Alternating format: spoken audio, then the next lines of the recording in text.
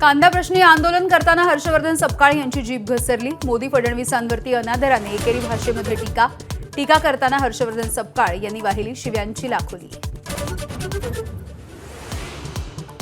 नाशिकमध्ये कांदा प्रश्न पेटला। चांदवडमध्ये महाविकास आघाडीच्या ठिय्या आंदोलनाच्या दरम्यान आंदोलकांची धरपकड। रोहित पवार, अंबादास दानवे, हर्षवर्धन सपकाळ यांना पोलिसांनी ताब्यात घेऊन सोडलं।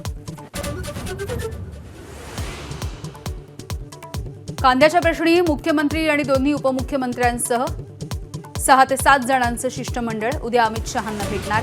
मंत्री गिरीश महाजन यांची माहिती। पेट्रोल डिझेलचा साठा कोण करतंय याची चौकशी करा। मुख्यमंत्री देवेंद्र फडणवीसांच्या मंत्रिमंडळ बैठकीमधून जिल्हाधिकाऱ्यांना सूचना। अफवेमुळे 52% इंधन खरेदी अधिकची झाल्यामुळे अडचण होण्याची शक्यता।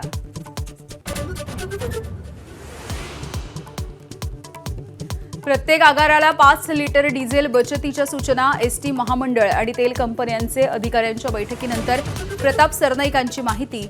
इंधन दरवाढ होत असल्यास भाडेवाढ अटळ राहील, सरनाईक यांचा पुनरुच्चार। इंधन दरवाढीचा शालेय विद्यार्थ्यांना फटका बसण्याची शक्यता। एकाच सत्रामध्ये शाळा भरवा, स्कूल बस संघटनेची मागणी। तर शाळा सुरू होण्यापूर्वी बस सेवेचे शुल्क वाढवण्याचे संकेत।